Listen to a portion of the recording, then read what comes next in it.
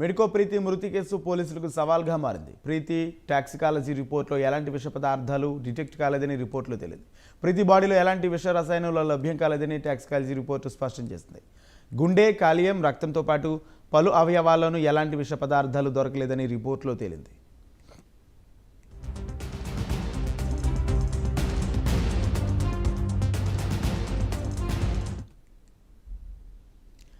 ఇప్పటికే Preethi toxicology report Warangal CP Ranganath చేతికి అందింది. ఇక దీంతో ఆత్మహత్యయత్నం కేసును అనుమానాస్పద మృతి కేసుగా మార్చే యోచనలో పోలీసులు ఉన్నారు. ప్రీతిది హత్య ఆత్మహత్య తేల్చుకోలేక పోలీసులు మల్ల గులాలు పడుతున్నారు.